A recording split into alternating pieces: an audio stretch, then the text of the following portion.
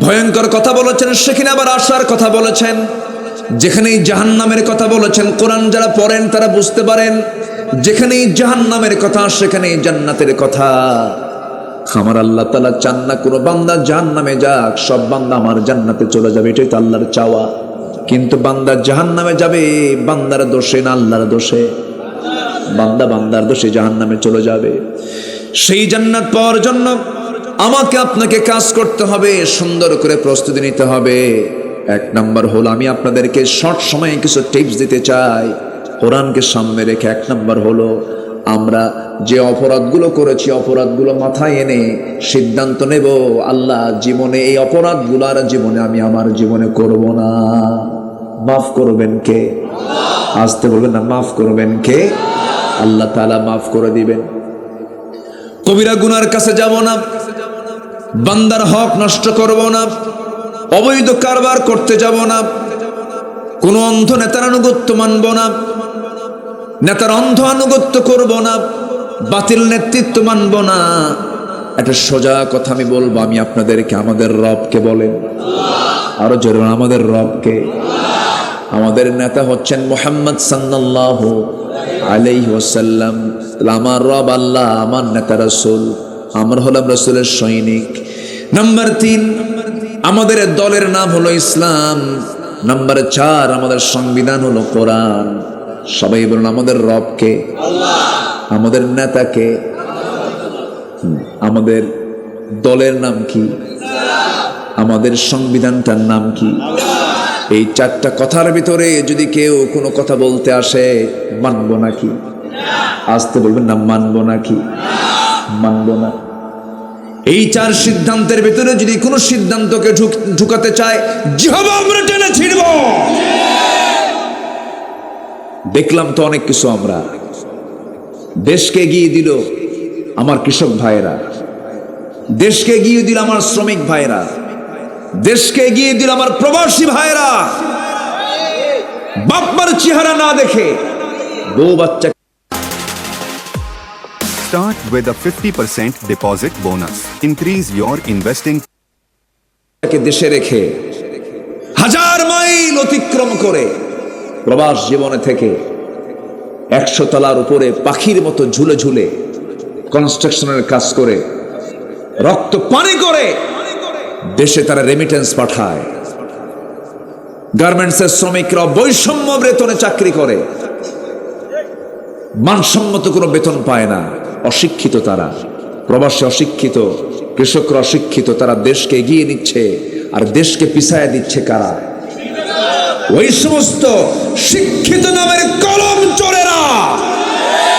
আছে না নাই? সব দেখা শেষ, আমরা আর দেখতে চাই না। সব দেখা শেষ, আগামীর দেখা হলো কোরআনের দেশ। কোরআন আমরা দেখতে চাই। কোরআনটা কার? কোরআনটা কার? এই কথা যারা বুক উঁচু করে বলতে পারে না, তার ঈমান আছে কিনা সন্দেহ। কষ্ট দিচ্ছে নাকি আপনাদের?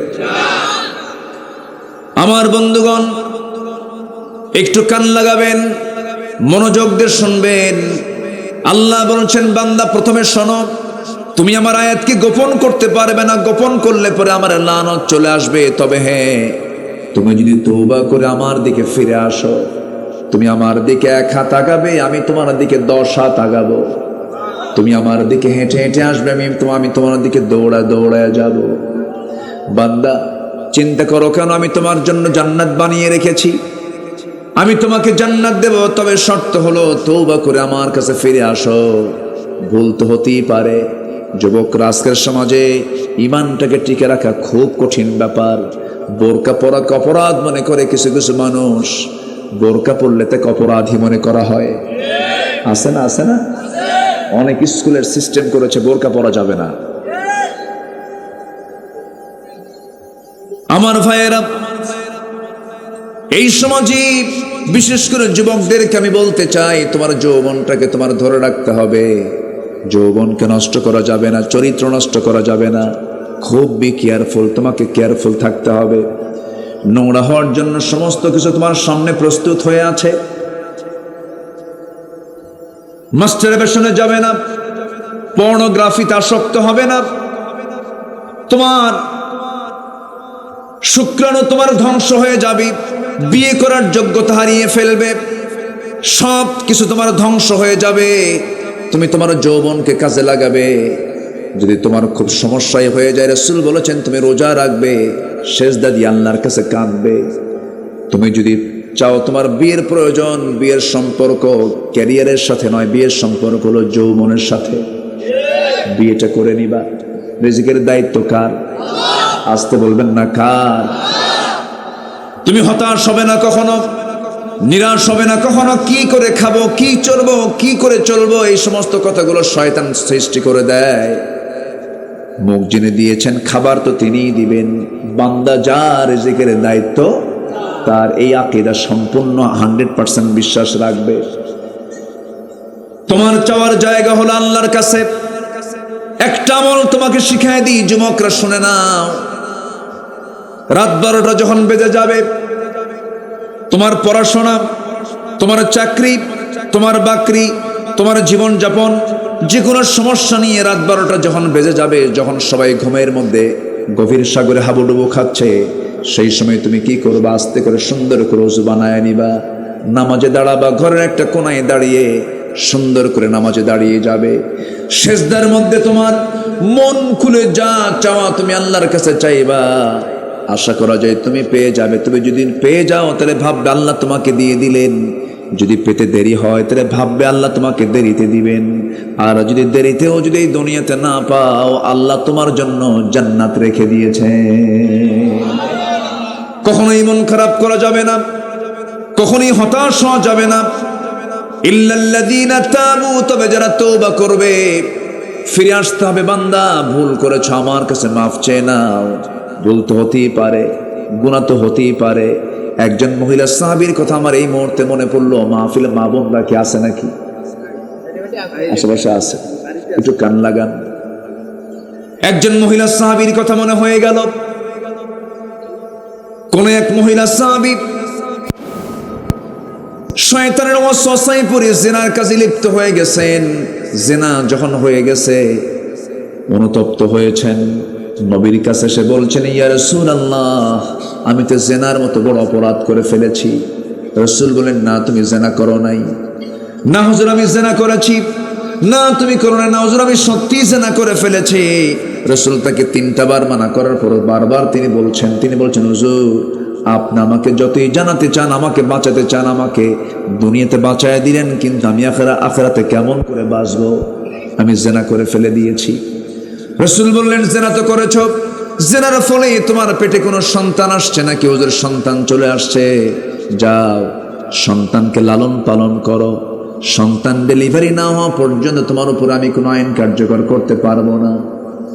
মহিলা ফিরে চলে গেলেন। সন্তান ডেলিভারি হয়ে গেল। সন্তান ডেলিভারি হওয়ার 3 দিন 4 দিন 5 দিন পর নয়, মাত্র একটা দিন পর নবীর সামনে হাজির হলেন। হাজির হয়ে বলছেন, ইয়া রাসূলুল্লাহ, আপনার কথা মতো সন্তান তো ডেলিভারি হয়েছে, আমি আপনার সামনে হাজির হয়েছে, আপনি আমার উপর আইনটা কার্যকর করে দেন। তওবা কাকে বলে দেখেন। সঙ্গে সঙ্গে রাসূল বলছেন, মহিলা রে, সন্তান তো ডেলিভারি হয়েছে, সন্তানটা জীবিত না মৃত? সন্তান তো জীবিত আছে। রাসূল বললেন, না না, তোমার উপরে এই মুহূর্তে আইন কার্যকর করা যাবে না, কারণ ওই সন্তানের হক আল্লাহ তোমার দেহের মধ্যে রেখে দিয়েছেন। যাও সন্তানকে দুধ পান করাও। ওই মহিলা বলছেন, ইয়া রাসূলুল্লাহ, বাঁচবো তার গ্যারান্টি কি? রাসূল বললেন, আমি তোমার জন্য দোয়া করে দিই, এই গ্যারান্টি তো আমি দিতে পারবো না। মহিলা চলে গেলেন। দ্বিতীয়বারের মতো ব্যাক করলেন, সন্তানকে দুধ খাওয়ালেন, পাশাপাশি অন্য খাবারের অভ্যাস গড়ে তুলে সন্তানকে ধীরে ধীরে বড় করতে লাগলেন। 6 মাসের মাথায় টোটালি দুধ বন্ধ করে এবারে তৃতীয়বারের মতো সন্তানটাকে কোলের মধ্যে করে নিয়ে নবীর কাছে গিয়ে বলছেন, ইয়া রাসূলুল্লাহ, এই যে সন্তান দুধ খাওয়া বন্ধ করে দিয়েছে, আমার বুকের স্তন ছাড়াও সন্তান পৃথিবীতে অন্য খাবারকে বাঁচতে পারবে। আপনি আমার উপর আর দেরি না করে আপনি আমার উপর আইনটা কার্যকর করে দেন। আমি দুনিয়া থেকে শাস্তি নিয়ে আল্লাহর সামনে যদি বিদায়, আল্লাহর সামনে যদি হাজির হই, আল্লাহ আমাকে জানাকারণের কাতারে দাঁড় করাবেন না। আপনি আমাকে শাস্তি দিয়ে দেন। আমার নবীজির সঙ্গী সঙ্গী হাত দুটা গায়ে দিলেন, সন্তানকে কোলের মধ্যে উঠায় নিয়ে বললেন, ও সাহাবীরা, এই যে সন্তান আমার হাতে দেখতে পাচ্ছ, এই সন্তানের লালন পালনের দায়িত্ব যে বান্দা গ্রহণ করবে, আমি এবং সেই বান্দা সেই সাহাবী জান্নাতের মধ্যে 1-2 নখের দূরত্ব অবস্থান করব, এত কাছাকাছি অবস্থান করব। কয়েকজন সাহাবী দূর মেরে চলে আসলেন, নবী একজনের হাতে সন্তানটা উঠায় দিলেন, এরপরে বলছেন, মহিলাকে নিয়ে যাও, উন্মুক্ত মরু প্রান্তরে বুক পর্যন্ত পুঁতে রেখে পাথর মেরে তাকে শেষ করে দাও। যখন পাথর মারা হচ্ছিল, সব সাহাবীরা পাথর মারতেছিলেন, এমন সময় সাইয়েদনা আলীও তিনিও সাথে ছিলেন। পাথর মেরে যখন তাকে দুনিয়া থেকে বিদায় করে দেওয়া হলো, এমন সময় সাইয়েদনা আলী নবীর সামনে এসে বলছেন, ইয়া রাসূলুল্লাহ, আমরা পাথর মারতেছিলাম মহিলাকে লক্ষ্য করে, ওই মহিলার হঠাৎ তার শরীর থেকে কয়েক ফোঁটা রক্ত ফিনকে দিয়ে আমার হাতে এসে লাগলো, নাপাক রক্ত আমার গায়ে লেগেছে, জেনাকের রক্ত আমার গায়ে লেগেছে, আমার গায়ে এসে লেগেছে। রাসূল বলছেন, আলী, কোন মহিলার রক্তকে নাপাক রক্ত বলো? তুমি কি জানো ওই মহিলা কি পরিমাণ তওবা করেছে? ইল্লাল্লাযীনা তাবু, যারা তওবা করবে। তওবা করলে কে খুশি হন? আসতে বলবেন না, কে খুশি হন? আল্লাহ খুশি হন। আমরা তওবা করব, জোরে বলি ইনশাআল্লাহ। রাসূল বলেন, তুবু ইলাল্লাহ ফাইন্নী আতুবু ফিল ইয়াউমি 100 মাররাহ। তোমরা আল্লাহর কাছে তওবা করো, আমি রাসূল সারা দিন 100 বারেরও বেশি বার তওবা করি। কে বলছেন? মুহাম্মদ সাল্লাল্লাহু আলাইহি ওয়াসাল্লাম। আমার নবীজি বললেন, ও আলী, যা বলেছো বলেছো, আর বলতে যেও না। ওই মহিলার জানাজার আয়োজন করো, ওই মহিলার জানাজার নামাজ কেউ পড়াবে না, আমি রাসূল নিজে জানাজা পড়ায় দেব। যেরকম সুবহানাল্লাহ। আমার নবীজি জানাজায় শরীক হলেন, অংশগ্রহণ করলেন, নামাজের দায়িত্ব পালন করলেন। নামাজের দায়িত্ব পালন করার শেষে আমার নবীজি সাহাবায়ে কেরামকে লক্ষ্য করে বলছেন, সাহাবীরা, যে মহিলার জানাজা সম্পন্ন করলাম আমরা, এই মহিলা জীবনের শেষ সময় পর্যন্ত যে পরিমাণ তওবা করেছে, যে পরিমাণ চোখের পানি ফেলে ফেলে কেঁদেছে, যে পরিমাণ রোনা জারি করেছে, এই মহিলার যদি এই তওবাটাকে মদিনার 70 জন গুনাহগারদের মাঝে যদি বন্টন করে দেওয়া হতো, প্রত্যেকের গুনাহ মাফ করে আমার আল্লাহ সবাইকে জান্নাত দিয়ে দিতেন। জোরে বলি সুবহানাল্লাহ। সুবহানাল্লাহ। তওবা করব কার কাছে? আসতে বলুন না, তওবা করব কার কাছে? আল্লাহর কাছে। আমার বন্ধুগণ, একটু মনোযোগ দিয়ে শুনতে হবে। সমাজের মধ্যে আবার কিছু কিছু মুসলমান পরিচয়ধারী আছে, তারা দিনকে কিছু অংশ মানতে চায়, আবার কিছু অংশ মানতে চায় না। আছে না নাই বলেন? আচ্ছা, কিছু অংশ চায় সমাজের দিন চালু হয়ে যাক আংশিক, আর আংশিক না চালু হোক, এই শ্রেণীর কিছু মানুষ আছে দুনিয়া জুড়ে। আল্লাহ রাব্বুল আলামিন বলছেন, ঈমানের দাবি যারা করছো তারা শুনে নাও, আফাতুমিনুনা বিবাদিল কিতাবি ওয়া তাকফুরুনা বিবাদ। তুমি কিতাবের কিছু অংশ মানবে, কিছু অংশ মানবে না, তা হবে না, তোমাকে পরিপূর্ণরূপে মানতে হবে। আল্লাহ তাআলা আরেক জায়গায় বলছেন, উদখুলু ফিস সিলমি কাফা ওয়া লা তাত্তাবিউ খুতুওয়াতিশ শাইতান ইন্নাহু লাকুম আদুউম মুবিন। জোরে বলুন আল্লাহু আকবার। ইসলামের ভিতরে পরিপূর্ণরূপে দাখিল হয়ে যাও। আংশিক মানার মধ্য দিয়ে তোমার কল্যাণ নাই, আংশিক তোমার মানা যাবে না, পুরোপুরি তোমাকে কোরআনটা মানতে হবে। এই কোরআন মানতে গিয়ে কিছু গোপন করবে, কিছু আড়াল করবে, তাও তোমার সুযোগ নাই। আল্লাহ রাব্বুল আলামিন সুন্দর করে সূরাতুল বাকারার মধ্যে বলে দিচ্ছেন, সবচেয়ে বড় সূরার নাম কি বলেন? সবচেয়ে বড় সূরার নাম কি? সূরাতুল বাকারা। যার শুরু হয়েছে চ্যালেঞ্জ দিয়া, শেষ হয়েছে দোয়া দিয়া। শুরু হয়েছে তেলাওয়াত দিয়া, চ্যালেঞ্জ দিয়া।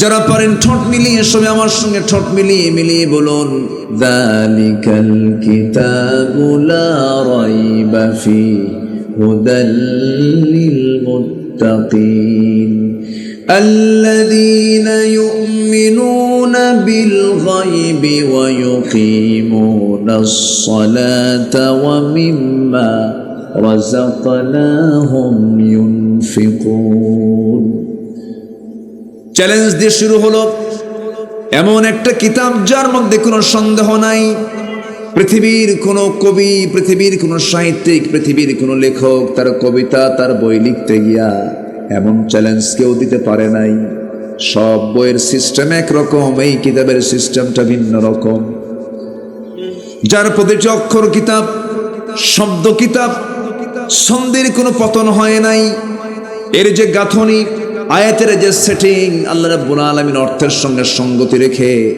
অর্থগুলোর সঙ্গে সঙ্গতি রেখে আয়াতগুলো সেট করেছেন ধরুন সূরাতুল বাকারার 286টা আয়াত এর অর্ধেক কত বলেন তো 286 এর অর্ধেক কত 143 আমার বন্ধুগণ শুরুটা আমরা শুনলাম শেষটা হলো শেষ আয়াতটা হলো দোয়া বান্দা কেমন করে আল্লাহর কাছে দোয়া করবে যারা পারেন ঠোঁট মিলিয়ে বলুন রব্বানা ওয়ালা তাহমিল আলাইনা ইসরান কামা হামালতাহু আলাল্লাযীনা মিন ক্বাবলিনা ربنا ولا تحملنا ما لا طاقة لنا به واعف عنا واغفر لنا وارحمنا أنت مولانا فانصرنا على القوم الكافرين جربون الله أكبر আমার ভাইরা তাহলে আমরা শুরু আয়াতটা শুনলাম শেষ আয়াতটা শুনলাম মাঝখানে মহান রব্বুল আলামিন কি বলেছেন কোন আয়াতে কি বলেছেন ওয়া কাযালিকা জাআলনাকুম উম্মাতাও ওয়াসাতাল লিতাকুনু শুহাদাআ আলান নাস জোরে বলুন আল্লাহু আকবার এমনই করে আমি তোমাদেরকে মধ্যম জাতি করে দুনিয়াতে পাঠিয়ে দিয়েছি মধ্যম জাতি করে আল্লাহ তাআলা আমাকে আপনাকে পাঠিয়েছেন দেখেন আয়াতের অর্থের সাথে আয়াতের সেটিংটা মিল আছে না নাই বলেন আয়াতটাও ঠিক মাঝখানে আবার আল্লাহ তাআলা আমাকে মধ্যম জাতি করে দুনিয়াতে পাঠিয়েছেন আয়াতের সঙ্গে সঙ্গতি রেখে আল্লাহ তাআলা আয়াতটাও সেট করে দিয়েছেন আল্লাহ রাব্বুল আলামিন আরেক জায়গায় বলেন إني رأيت 11 كوكبا والشمس والقمر رأيتهم لي ساجدين إني رأيت 11 كوكبا আল্লাহর পয়গম্বর ইউসুফ আলাইহিস সালাম স্বপ্নে দেখেছিলেন 11টা নক্ষত্র একটা চন্দ্র একটা সূর্য তাকে সম্মানজনক সেজদা দিতেছে ইন্নী রাআইতু 11 কাওকাবা আল্লাহ তাআলা এই জায়গায় যে বাক্য দিয়েছেন ইন্নী রাআইতু 11 কাওকাবা এর মধ্যে যতগুলো নক্তা আছে নক্ষত্র 11টা নক্তাও 11টা নক্তাও 11টা নক্ষত্র 11টা এরকম করে সংখ্যা তথ্যের এক অপূর্ব সমন্বয় ঘটিয়ে কোরআনের মতো কোরআন রচনা পৃথিবীর কোনো মানুষের পক্ষে সম্ভব নয় সেই কিতাব আজ আমার আপনার সামনে থাকার পরেও প্রতি 4 জনে একজন মুসলমান যে দুনিয়াতে 200 রাষ্ট্রের ভিতরে 56টি মুসলিম রাষ্ট্র ধনীর তালিকায় 1 থেকে 10-এর ভিতরে অধিকাংশ মুসলিম রাষ্ট্র এরপরেও গোটা দুনিয়া জুড়ে আজকে মুসলমান সবচেয়ে মাইর কম খাচ্ছে না বেশি খাচ্ছে কম না বেশি এর মূল কারণ হলো একটাই সেটা হলো আমরা কোরআন থেকে কাছে না দূরে কোরআন থেকে কাছে না দূরে দূরে সম্মানিত ভাইয়েরা তাহলে মুসলমান যে মার খাচ্ছে মুসলমান যে নির্যাতিত হচ্ছে মুসলমানের কি সম্পদের অভাব আছে জনসংখ্যার অভাব আছে বাইতুল আকসা আজকে অবরুদ্ধ করে রাখা হয়েছে যে বাইতুল আকসা হলো মুসলমানদের ফার্স্ট কিবলা যা নির্মাণ করেছিলেন পৃথিবীর সবচাইতে বড় শাসক, সবচেয়ে বড় সম্রাট, সবচেয়ে বড় বাদশাহ, বাপও বাদশাহ, ছেলেও বাদশাহ, সুলাইমান বিন দাউদ আলাইহিস সালাতু ওয়াস সালাম। দাউদের পুত্র কে? সুলাইমান আলাইহিস সালাতু ওয়াস সালাম। তিনি এই বাইতুল আকসা নির্মাণ করেছিলেন জিনদেরকে অর্ডার দিয়ে, যে সুলাইমান আলাইহিস সালাতু ওয়াস সালাম এত বড় জ্ঞানী ছিলেন, তিনি পিঁপড়া কেমনে কথা বলে, পিঁপড়ার কথার ভাষাও তিনি বুঝতেন। জোরে বলি সুবহানাল্লাহ। মানুষ তো আছেই, মানুষ তো আছেই, পিঁপড়ার ভাষাটাও তিনি শুনতেন তার কানে। আল্লাহ কি ইলম তাকে দিয়েছিলেন। তিনি এক উপত্যকা দিয়ে যাচ্ছিলেন সৈন্য নিয়ে। পিঁপড়া তার জনগণকে বলছে, উদখুলু মাসাকিনাকুম, হে পিঁপড়ার দলেরা, তোমরা সব গর্তের মধ্যে ঢুকে পড়ো। কেননা সুলাইমান তার সদল বলে আসতেছে, তাদের পদপিষ্ট হয়ে মরে যাবে। এই কথাটা শুনতে পেয়েছেন সুলাইমান তার কানে। চট করে ওই পিঁপড়ার যে লিডার, সেই পিঁপড়াটাকে হাতের তালুতে তুললেন, তুলে কথা বলছেন, ফাতাবাসসামা দাহিকান, মুস্কি মুস্কি হাসি মারছেন। সুবহানাল্লাহ বলবেন না? কি রাজত্ব ছিল!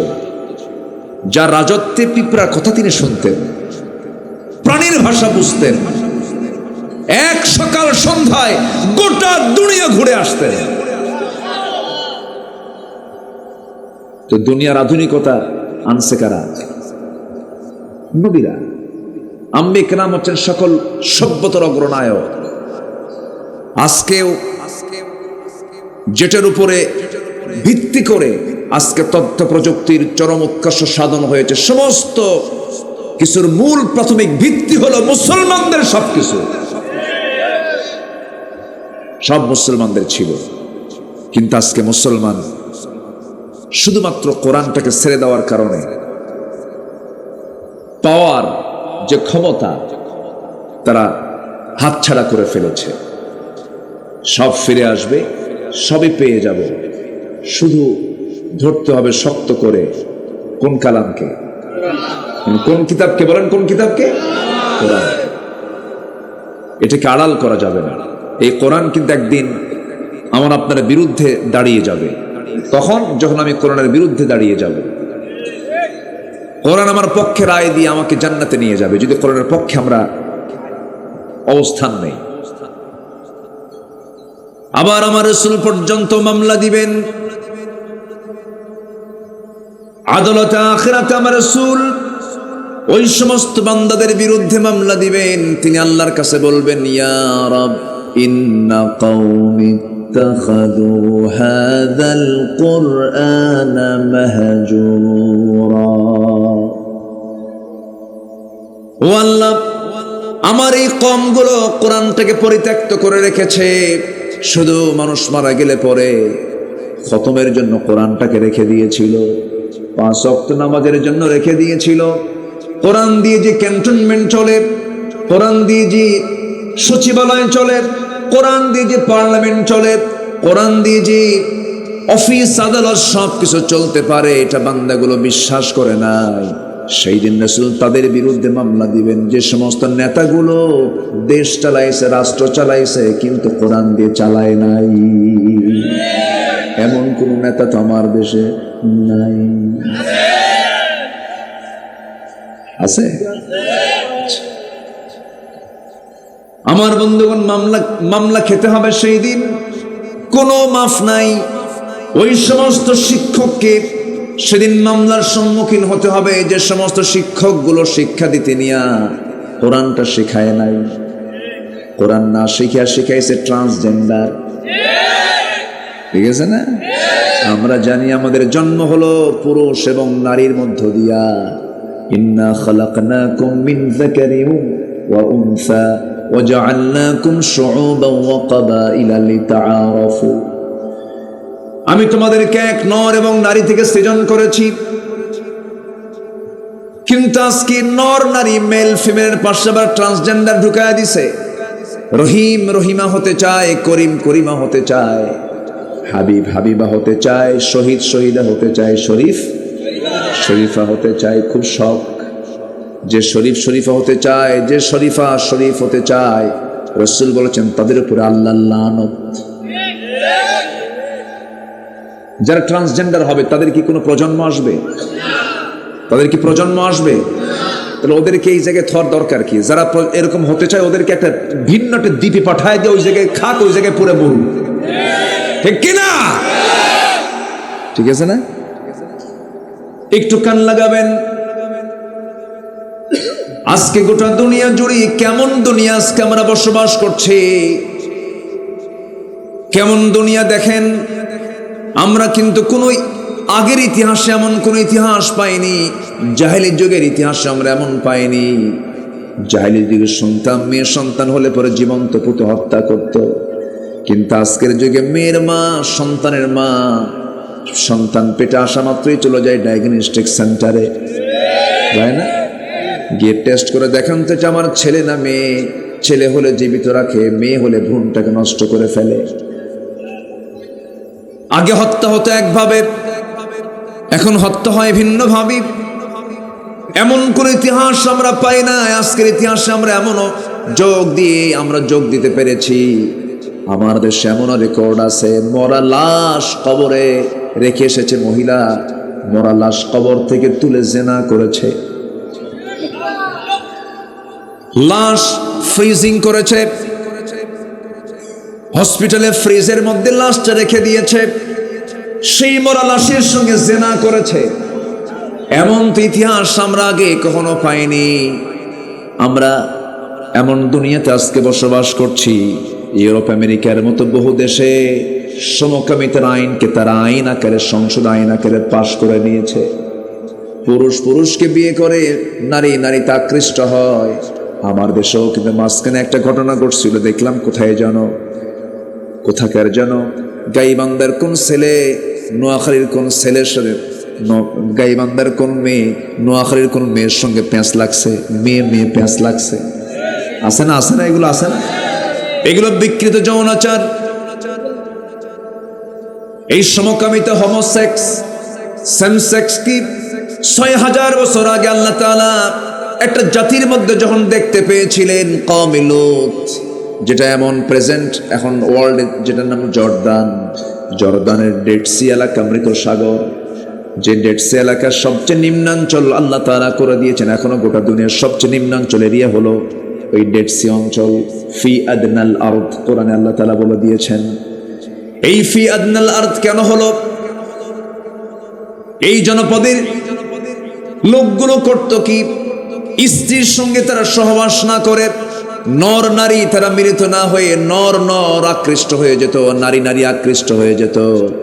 সমকামিতে অভ্যস্ত হয়ে পড়েছিল, যা প্রকৃতি বিরুদ্ধ কাজ। বংশ বিস্তারের যেটা বাধা, নানা রোগের কারণ যেগুলো, এই সমস্ত বড় পাপী যখন তারা লিপ্ত হয়ে গেল, আল্লাহ সেই জাতিকে সবগুলোকে একসঙ্গে ধরে আকাশের উপরে তুলে মারলেন একটা ঠেকনা, একটা চাপা দিয়ে মাটির মধ্যে গেড়ে দিয়া দুনিয়া থেকে বিদায় করে দিলেন। ওই যে জমিনটা দাবায় দিয়েছেন, আজকে গোটা পৃথিবীর মধ্যে সবচেয়ে নিম্নাঞ্চল হলো কওমে লূতের ওই অঞ্চলটা। আমার ভাইয়েরা, সেই সমকামিতার ব্যাপারে আজকে আমার দেশেও কিছু মানুষ খুব উৎসাহী, প্রমোট করছে এগুলোকে। অথচ সমকামিতার বিরুদ্ধে নন মুসলিম অনেক আছে, তাদের কথাগুলোকে প্রশংসার দাবি রাখে, যেমন ইংল্যান্ডের একজন প্রধানমন্ত্রী, এখন প্রেজেন্ট ইংল্যান্ডের প্রধানমন্ত্রী ভারতীয় বংশোদ্ভূত, একজন হিন্দু বংশোদ্ভূত, ঋষি সোনাক, তিনি বলেছেন এই সমকামিতা নিয়ে, a man is a man, A women is a women, that's just a common sense. একটা পুরুষ, একটা নারী, এটা বোঝার জন্য বুদ্ধিজীবী হওয়া লাগে না, একটা সাধারণ জ্ঞানই যথেষ্ট। আজকে ট্রান্সজেন্ডারকে পাঠ্যপুস্তকে নেওয়া হচ্ছে, ক্লাস 9-10 সামাজিক বিজ্ঞান বইয়ে, থামেন, ক্লাস 9-10 সামাজিক বিজ্ঞান বইয়ে ফিলিস্তিনের মানচিত্র না শিখাইয়া ইসরায়েলের মানচিত্র দেখানো হচ্ছে। মাদ্রাসার বইগুলোতে বাদ্যযন্ত্র, ঢোল তবলা কেমনে বাজান লাগে এগুলো শেখানো হচ্ছে। মাদ্রাসায় মসজিদ থাকে, মসজিদ ঘর থাকে না নাচের ঘর থাকে? মাদ্রাসায় কি থাকে? মসজিদ ঘর থাকে। এগুলো কি? সম্মানিত ভাইয়েরা, সম্মানিত বন্ধুগণ, কোরআনকে সমাজ থেকে নির্মূল করার জন্য একটা মহল লেগে আছে না নাই? আসতে বলবেন না, আছে না নাই? আছে। কোরআনকে আড়াল করা যাবে না। কোরআনকে যারা আড়াল করবে, আল্লাহ তাআলা বলছেন আমার লানত তাদের উপরে। যেরকম নাউজুবিল্লাহ। এদিকে আসার কথা না ভয়ঙ্কর কথা? কার লানত? আল্লাহর লানত। একটু সময় লাগবে, কথাগুলো আমরা একটু মনোযোগ দিয়ে শুনি। আমার কথার মধ্যে একটু সুর টুর কম, একটু রস টস কম, কিন্তু আমি একটু হক কথা বলতে পছন্দ করি। শুনতে রাজি আছেন তো সবাই? তারে নারে বান্দরে কলা খাইছি ইন্দুরে, এগুলো পারি না আমি। একটু মনোযোগ দিয়ে শোনেন কথাগুলো। সম্মানিত ভাইয়েরা, আল্লাহর আয়াতকে গোপন করার কোনো ইচ্ছে কি আমাদের আছে? আল্লাহর আয়াতে যা বলেছেন আমি তাই বলবো, ঠিক কি না? এটাই তো উচিত, এটাই তো ইমানদারের কাজ। তাহলে যে নেতা কোরআন ছাড়া রাষ্ট্র চালাবে, মামলা আছে না নাই? যে শিক্ষক শিক্ষা দেবে কোরআন ছাড়া, মামলা আছে না নাই? যে পিতামাতা তার সন্তানকে সব শিক্ষা দিয়েছে, কোরআন শিখায় নাই, মামলা আছে না নাই? আছে, অবশ্যই মামলা আছে। সেই মামলা থেকে আমাদের বাঁচতে হবে। আসুন মাহফিলের সিদ্ধান্ত নেব, কোরআনের বাইরে আমরা যাব না। জোরে বলি ইনশাআল্লাহ। কোরআনও আমাকে নিয়ে জান্নাতের দরজায় পৌঁছায় দিবে। এখন তো রাস্তা চেনার জন্য আর কাউকে বলা লাগে না। এখন কি আছে? গুগল বাবা। তাহলে গুগল ম্যাপে শুধু সার্চ দিবেন, কক্সবাজারের টেকনাফের মেরিন ড্রাইভ যাবে, একদম নিয়ে চলে যাবে। শুধু গুগল ম্যাপে বলবেন পঞ্চগড়ের বাংলা বান্ধায় চলে যাব, চলে যাব বান্দরবান, চলে যাব সুন্দরবন, গুগল ম্যাপ নিয়ে চলে যাবে। পৃথিবীর সামান্য মানুষের সামান্য জ্ঞান দিয়ে যদি এতটুকু সৃষ্টি করতে পারে, আল্লাহ তাআলা বান্দার জান্নাতের ম্যাপ কোরআনে কারীমের মধ্যে দিয়ে দিয়েছেন। শুধু বান্দা যদি সার্চ ভালো করে করতে পারে আর আমলটা ঠিক মতো করতে পারে, এই ম্যাপ দেখে দেখেই বান্দা জান্নাতের দরজায় পৌঁছে যাবে। আমরা কোরআনটা পড়বো, জোরে বলি ইনশাআল্লাহ, জোরে বলি ইনশাআল্লাহ। যদি প্রশ্ন করি এখানে যারা বসে আছেন সবাইকে আমরা কোরআন সহি করে পড়তে পারি? এটা আপনার দোষ না, এটা আঞ্চলিক শুধু সমস্যা। এটা আঞ্চলিক সমস্যা না, জাতীয় সমস্যা, জাতীয় সমস্যা। 18 কোটি মুসলমান কোরআন পড়তে পারে কয়জন? যদি প্রশ্ন করি আমার দেশের নামাজি বেশি না বেনামাজি বেশি? আমার দেশের দাড়িওয়ালা বেশি না দাড়ি ছাড়া বেশি? আচ্ছা যদি বলি আমার দেশে বিড়ি খাওয়া বেশি না বিড়ি ছাড়া বেশি? শীতের মধ্যে বিড়ি খাওয়া কমে না বাড়ে? বরকতটা বাড়ে শীতে, বরকত বাড়ে না? এত বিড়ি টানে, বিড়ির টান দেখে মনে হয় কোন নবী মনে হয় খাইছে। এটা খাইছে কি? আবার মাহফিল এসে বলে হুজুর বিড়ি খাও কে জায়েজ আছে নাকি? মনে হয় জায়েজের চেষ্টায় আছে। তাহলে মুসলমান কোরআন পড়তে পারে না, মুসলমান নামাজে দাঁড়ায় না, মুসলমান দাড়ি কাটে, মুসলমান বিড়ি খায়, এগুলো কি ভালো দিক নাকি বলেন? এগুলো তো ভালো দিক নয়। আল্লাহ বলছেন বান্দারে আমার কাছে তুই আসবি, প্রস্তুতি নিয়ে আয়, আমি তোকে জান্নাত দিয়ে দেব। আমার কাছে তুই প্রস্তুতি নিয়ে আয়, আমার কাছে তুই সুন্দর করে সেজদা দিয়ে আয়, সুন্দর করে রুকু করে আয়। আর কাউ মা'আর রাকিঈন, সুন্দর করে রুকুকারীদের সঙ্গে রুকু করো, সেজদা দাও আমাকে। আল্লাহ রাব্বুল আলামিন বলছেন, হে রাসূল আপনি সংবাদ দেন তাদেরকে জান্নাতের, যারা কি চরিত্রের হবে, যারা তওবাকারী, যারা ইবাদতকারী, যারা দুনিয়ার মোহ ত্যাগকারী, যারা রুকুকারী, যারা সেজদাকারী, যারা সৎ কাজের আদেশ দানকারী, অসৎ কাজের বাধা দানকারী, যারা আল্লাহর হুদুদকে সংরক্ষণকারী। আল্লাহ বলছেন, হে রাসূল আপনি এই সমস্ত গুণান্বিত বান্দাদেরকে জান্নাতের সংবাদ দিয়ে দেন। যেরকম সুবহানাল্লাহ। গুণগুলো অর্জন করেই তো দুনিয়া থেকে বিদায় নিতে হবে আমাকে আপনাকে। আল্লাহ প্রথমে সতর্ক করে দিচ্ছেন, বান্দা শোন, আমার আয়াতকে তুই গোপন করবি না, হারামকে হারাম জানবি, হালালকে হালাল জানবি, হালালকে হালাল বলবি, আমি আল্লাহ তোর জন্য জান্নাতকে হ্যাঁ বলে দেব, হারামকে হারাম জানবি, আমি তোর জন্য জাহান্নামকে হারাম করে দেব। যেরকম সুবহানাল্লাহ। আমার ভাইয়েরা, আল্লাহ এই জন্য বলছেন, বান্দা শোনো, আমার আয়াতকে গোপন করো না।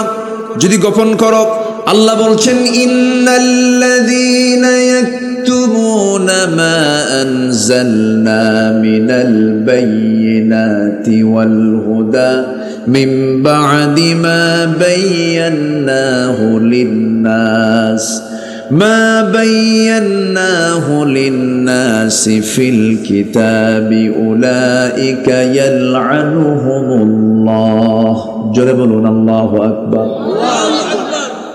দুই একজন করে ওঠে, আমি কি শেষ করে দেব? তো দুই একজন করে ওঠে কেন? কি চলে যাচ্ছে নাকি আবার আসবে? ও নাম্বার, একটু বসেন। হ্যাঁ, আবার আসবে তো? যে জোরে বলি ইনশাআল্লাহ। মাহফিলের সৌন্দর্য রক্ষার দায়িত্ব কি একার না সবার? সবার। আপনি তো একটা ফুল, আপনি উঠলে ফুলের বাগান কি নষ্ট হয়ে যাবে, সৌন্দর্য নষ্ট হয়ে যাবে। কেউ না উঠি, এই তো আমি আর কিছুক্ষণ কথা বলবো, জাস্ট আয়াতগুলোর পুরো ব্যাখ্যা না দিতে পারলেও একটু অন্তত ভাবানুবাদ, কিছু তর্জমা আমাকে করার সুযোগ তো দিতে হবে। একটু বসেন। আল্লাহ বলছেন, নিঃসন্দেহে যারা, নিঃসন্দেহে আল্লাযীনা যারা ইয়াকতুমুন গোপন করবে, মা আনজালনা মিনাল বায়্যিনাত যা আমি নাজিল করেছি, বায়্যিনাত সুস্পষ্ট প্রমাণাদি, ওয়াল হুদা হেদায়াত, মিন বা'দি মা বায়্যানাহু লিন-নাসি ফিল কিতাব যা আমি সুস্পষ্ট করে দিয়েছি মানুষের জন্য এই কিতাবের ভিতরে। এইগুলোকে যারা আড়াল করবে, সুদকে যে হারাম বলবে না, যাকাতকে যে হালাল বলবে না, জেনাকে যে হারাম বলবে না, বিয়েকে যে বৈধ বলবে না, জেনাকে না করে বিয়েকে বৈধ বলতে হবে, সুদকে না করে যাকাতকে হ্যাঁ বলতে হবে, এটা যদি না করে যারা এটার উল্টা করবে, আল্লাহ বলছেন আমি আল্লাহ আমার লানত তাদের উপরে। জোরে কোন নাউযুবিল্লাহ। সুদখোর তো দেবীদের উপজেলায় নাই, আসতে বলবেন না, আছে না নাই? সুদ খায়, আবার হজেও যায়, আছে না নাই? আবার নামাজও পড়ে না? সুদখোর আবার নামাজও পড়ে, মসজিদে দানও করে। আপনি মসজিদে অবৈধ টাকা দান করলেন, অবৈধ টাকা আপনি দান করলেন মসজিদে, ভালো কথা, মসজিদ তো নাপাক হবে না, কিন্তু আপনি অবৈধ টাকা দান করলেন, তার জন্য জবাব দিতে হবে আল্লাহর আদালতে। কোথা থেকে কামাই করেছো, কোথায় খরচ করেছো, মিন আইনা ইকতাসাবাহু কোন জায়গা থেকে কামাই করেছো, কোথায় খরচ করছো, এগুলোর জবাব না দেওয়া পর্যন্ত বান্দা এক কদমও নড়তে পারবে না, বলেছেন মুহাম্মদ সাল্লাল্লাহু আলাইহি ওয়াসাল্লাম। আজকে সুদখোরদের দাম এত বেশি, মসজিদ কমিটির সভাপতি পর্যন্ত সুদখোর হয়, সেক্রেটারি মদখোর, আছে না নাই? ক্যাশিয়ার জেনাকার। আমার বন্ধুগণ, কমন পড়ছে, সভাপতি সুদখোর, সেক্রেটারি জেনাকার, ক্যাশিয়ার হলো মদখোর। কিন্তু খতিব তো এখন খুতবা দিনে বড় বেকায়দায় পড়বেন, কারণ সব বদমাইশগুলো কমিটির মধ্যে। এখন খতিব খুতবা দেবে কেমনে? খতিব খুতবা দিতে গিয়ে দেখে হঠাৎ করে একদিন আয়াতের মধ্যে চলে আসছে একটা আয়াত আলোচনার মধ্যে, লা তাকুলুর রিবা দাআফান মুদাআফা, তোমরা চক্রাকারে সুদের কারবার করো না, সুদ খেও না। এই আয়াতটা বলা মাত্রই হুজুর কাম পায় নাই, কাজ পায় নাই, খুতবা দিতে নিয়ে এই ওয়াজের সময় সবদের দিকে একবার নজর দিয়েছে। খুতবা শেষ হয়ে গেল, নামাজ শেষ হয়ে গেল, নামাজ শেষ হতে না হতেই সবতি তেড়ে আসতেছে খতিবের দিকে, হুজুর আপনি সুদের বিরুদ্ধে ওয়াজ করলেন, ভালো কথা, কোনো আপত্তি নাই আমারও, কারণ কোরআনের সুদের বিরুদ্ধে আল্লাহ তাআলা বলেছেন, কিন্তু ওয়াজ করার সময় আপনি আমার দিকে তাকায় তাকায় আপনি ওয়াজটা করলেন কেন? কথা বুঝলেন নাই? আমার বন্ধুগণ, উচিত ছিল আমরা ইমানদার, আমরা সৎ কাজের আদেশ দেব, অসৎ কাজের বাধা দেব। যে মসজিদে গিয়ে আমি সেজদা দেই সেই মসজিদের কমিটির সভাপতি কখনো সুদখোর হতে পারে না। উচিত ছিল ওদেরকে থাপ্পড় মেরে কমিটি থেকে বের করে দেওয়া, বের করে দেওয়া উচিত ছিল। কিন্তু দুঃখ লাগে আবার আমাদের মধ্যে কিছু হুজুর আছে, এই হুজুরগুলো সব জায়গায় দোয়া করে, হালাল হারাম বোঝে না। আছে না নাই? দাওয়াত দিছে সিনেমার প্রডিউসার দাওয়াত দিয়ে বলে, হুজুর আমার সিনেমা উদ্বোধন হবে, আপনি একটু দোয়া করে দেন। নায়ক নায়িকা কলাকুশলী সবগুলোকে নিয়ে হুজুর দোয়ায় বসে গেছে, আল্লাহ নতুন সিনেমা উদ্বোধন হচ্ছে, তুমি আল্লাহ এই সিনেমার বরকত দিয়ে দাও। হুজুর এরকম তেলতেলা হুজুর আছে না? সিনেমা হল উদ্বোধন হয়, হুজুর দোয়া করে দেয়। মদের ফ্যাক্টরি উদ্বোধন হয়, পীর কেবলাকে ডাক দেয়। কি কেবলা? পীর কেবলাকে ডাক দেয়। আল্লাহর কসম করে বলি, আমি পীর বিরোধী কোনো লোক নেই, পীরকে আমি সম্মান করি, কিন্তু আমার দেশে এখন ম্যাক্সিমাম পীরগুলো ভালো না বদমাইশ? অধিকাংশ পীর তো শাহজালাল ছিলেন, রাজা গৌর গোবিন্দকে পরাজিত করেছেন, ওনারা পীর। পীর তো ছিলেন খান জাহান আলী, পীর তো ছিলেন শাহ সুলতান বালখি, রাজা পরশুরামকে পরাজিত করেছেন। পীর তো ছিলেন মাইনুদ্দিন চিশতি রাহমাতুল্লাহ আলাইহি, রাজা পৃথ্বীরাজকে পরাজিত করে গোটা ভারতবর্ষে কালিমার পতাকা উড্ডীন করেছেন তারা। আর এরা গাজার আসর বসায়, আছে না নাই? খাজা আছে না? দিল কর তাজা, ইসমে জালাল, গাজার কলকি খাওয়া হালাল, যেরকম নাউজুবিল্লাহ। এই বদমাইশ গুলো আছে না নাই? হ্যাঁ, কথা বলবো। এখন তো হক কথা শুরু হয়েছে। যদি কেউ ওঠেন এই সুদের সময়, ভাববো ওটাই সুদ খায়। বসেন সবাই, রাগ করতেছেন নাকি আপনারা?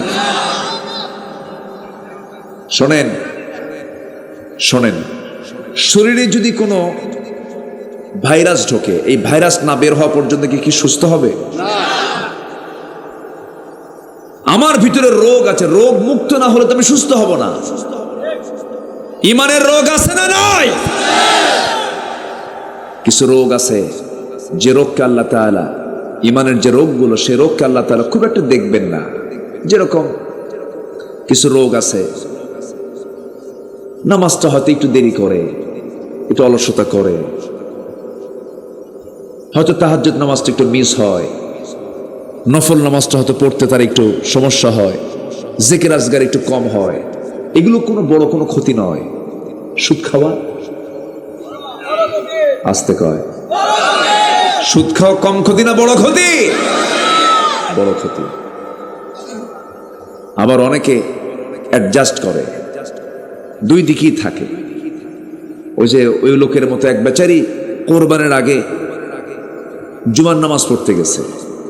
কোরবানির তাৎপর্য এবং মর্যাদা শীর্ষক আলোচনা শুনে ওই বেচারি খুব উদ্বুদ্ধ হয়েছে যে কোরবানির পশু জব করলে প্রত্যেকটা পশমে সব, তো এই সব কি আমি বাদ দেব? অসম্ভব ব্যাপার, প্রয়োজনে চুরি করে হলেও দেব। কথা বুঝেন নাই? তো গরু চুরি করে আনতেছে, ফজরের সময় ঘুম থেকে উঠে হুজুর নামাজ পড়াবেন, ওযু করতে নামছেন, সামনে দিয়ে গরু নিয়ে যাবে। ওই সময় গরু নিয়ে কেউ যাওয়ার কথা না। ইমাম সাহেব দেখে বলতে, কি হবে এত রাতে গরু? হুজুর আপনার জন্য। কেন? আপনার খুতবা শুনে আমি তো উদ্বুদ্ধ হয়ে গেছি, আমাকে কুরবানি দিতেই হবে। কানসো কোন জায়গায়? হুজুর চুরি করে। চুরি করে কুরবানি দিবা? আমি কি এই কথা কইছি না? হুজুর আমি জানি চুরি করা গুনাহ আর কুরবানি দেওয়া সওয়াব। তো চুরি করার গুনাহ আর কুরবানির সওয়াব, প্লাস মাইনাস মাইনাস, মাঝখান দিয়ে আমার গোশত খাওয়া তো বোনাস। এরকম হিসাব কষনেওয়ালা কিছু কুশলী বদমাইশ আছে না নাই? মদের দোকান দাও আবার হজে যাও। সারা জীবন নারীদের কিনে অভিনয় করে নাচানাচি করেছ সিনেমার পর্দায়, সামনে কিছু সমর্থন নেওয়ার জন্য মসজিদের মেম্বারে দাঁড়িয়ে টুপি মাথায় ভান করো, ঠিক কিনা?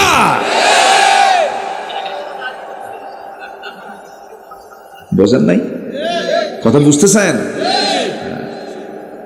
অভিনয় আমরা করি না, আমরা টুপি একদিন পরি না, আমরা টুপি সারা বছর পরি।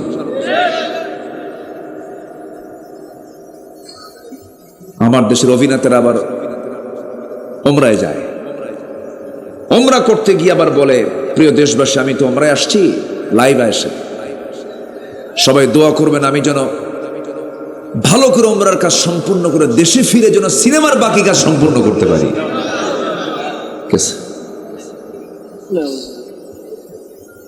এগুলো ভণ্ডামি, এগুলো কি বলেন?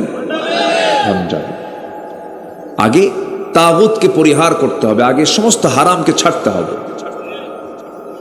হারামকে ছেড়ে সম্পূর্ণ ফ্রেশ হয়ে আসতে হবে, সমস্ত হারামকে বর্জন করতে হবে। হারাম আমার শরীর থেকে মাইনাস, আমার জীবন থেকে মাইনাস। আল্লাহ আমার জন্য জান্নাতটা প্লাস করে দিবেন। আমার বন্ধুগণ, আল্লাহ রাব্বুল আলামিন এই ভয়ঙ্কর কথা বলেই বলছেন, আমি তাদের প্রতি লানত দেব যারা আমার আয়াতকে নিজের মর্জি মতো করে কিছু অংশ গ্রহণ করবে, কিছু অংশ গ্রহণ করবে না। যারা গোপন করবে আমার লানত তাদের উপরে। তবে হ্যাঁ, ইল্লা, তারা ছাড়া। আমার আল্লাহর দয়া কম না বেশি?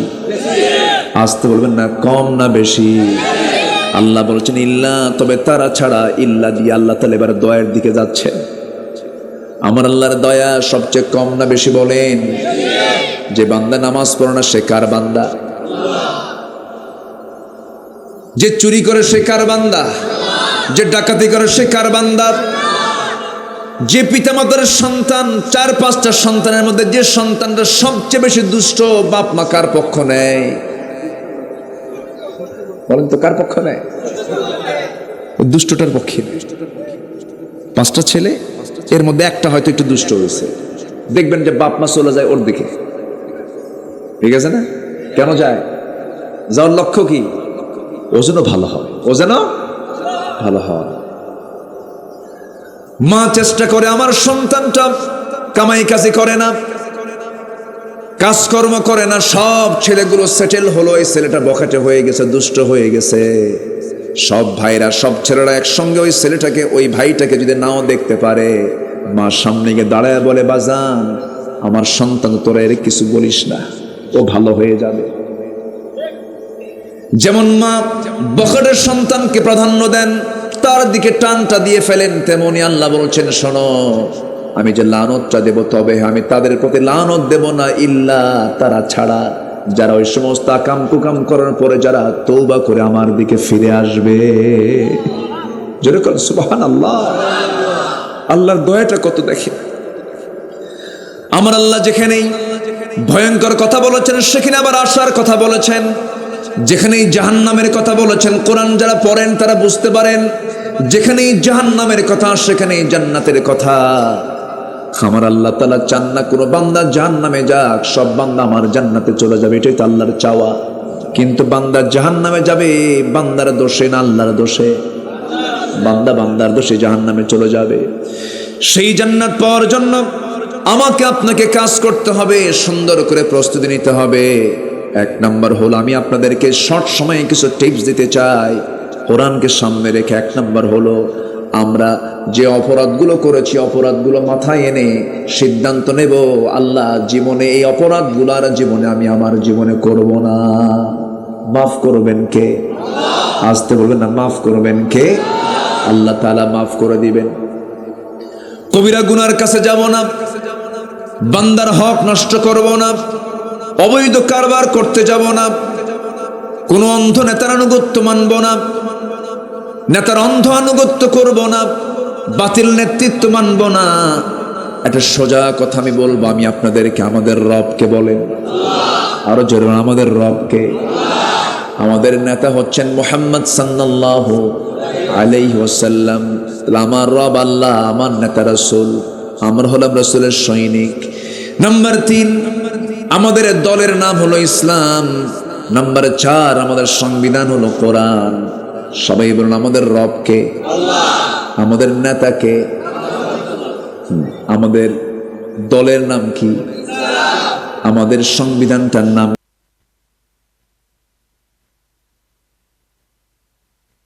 একটা কথার ভিতরে যদি কেউ কোনো কথা বলতে আসে, মানবো নাকি? আসতে বলবেন না, মানবো নাকি? মানবো না। এই 4 সিদ্ধান্তের ভিতরে যদি কোনো সিদ্ধান্তকে ঢুকাতে চায়, জিহ্বা আমরা টেনে ছিড়ব। দেখলাম তো অনেক কিছু। আমরা দেশকে এগিয়ে দিল আমার কৃষক ভাইরা, দেশকে এগিয়ে দিল আমার শ্রমিক ভাইরা, দেশকে এগিয়ে দিল আমার প্রবাসী ভাইরা। বাপমার চেহারা না দেখে, বউ বাচ্চাকে দেশে রেখে, 1000 মাইল অতিক্রম করে প্রবাস জীবনে থেকে 100 তলার উপরে পাখির মতো ঝুলে ঝুলে কনস্ট্রাকশনের কাজ করে, রক্ত পানি করে দেশে তারা রেমিটেন্স পাঠায়। গার্মেন্টসের শ্রমিকরা বৈষম্য বেতনে চাকরি করে, মানসম্মত কোনো বেতন পায় না। অশিক্ষিত তারা, প্রবাসী অশিক্ষিত, কৃষকরা অশিক্ষিত। তারা দেশকে এগিয়ে নিচ্ছে, আর দেশকে পিছায় দিচ্ছে কারা? ওই সমস্ত শিক্ষিত নামের কলম চোরেরা। আছে না নাই? সব দেখা শেষ, আমরা আর দেখতে চাই না। সব দেখা শেষ, আগামীর দেখা হলো কোরআনের দেশ। কোরআন আমরা দেখতে চাই। কোরআনটা কার? কোরআনটা কার? এই কথা যারা বুক উঁচু করে বলতে পারে না, তার ঈমান আছে কিনা সন্দেহ। কষ্ট দিচ্ছে নাকি আপনাদের? আমার বন্ধুগণ, একটু কান লাগাবেন, মনোযোগ দিয়ে শুনবেন। আল্লাহ বলছেন, বান্দা প্রথমে শোনো, তুমি আমার আয়াতকে গোপন করতে পারবে না। গোপন করলে পরে আমার লানত চলে আসবে। তবে হ্যাঁ, তুমি যদি তওবা করে আমার দিকে ফিরে আসো, তুমি আমার দিকে 1 হাত আগাবে, আমি তোমার দিকে 10 হাত আগাবো। তুমি আমার দিকে হেঁটে হেঁটে আসবে, আমি তোমার দিকে দৌড়ায় যাব। বান্দা চিন্তা করো, কেন আমি তোমার জন্য জান্নাত বানিয়ে রেখেছি। আমি তোমাকে জান্নাত দেব, তবে শর্ত হলো তওবা করে আমার কাছে ফিরে আসো। ভুল তো হতেই পারে। যুবকরা আজকের সমাজে ঈমানটাকে টিকে রাখা খুব কঠিন ব্যাপার। বোরকা পরাকে অপরাধ মনে করে কিছু কিছু মানুষ। বোরকা পরলে তাকে অপরাধী মনে করা হয়। আছে না? আছে না? অনেক স্কুলের সিস্টেম করেছে বোরকা পরা যাবে না। আমার ভাইয়েরা, এই সমাজে বিশেষ করে যুবকদেরকে আমি বলতে চাই, তোমার যৌবনটাকে তোমার ধরে রাখতে হবে। যৌবনকে নষ্ট করা যাবে না, চরিত্র নষ্ট করা যাবে না।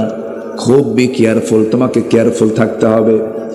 নোংরা হওয়ার জন্য সমস্ত কিছু তোমার সামনে প্রস্তুত হয়ে আছে। মাস্টারবেশনে যাবে না, পর্নোগ্রাফিতে আসক্ত হবে না। তোমার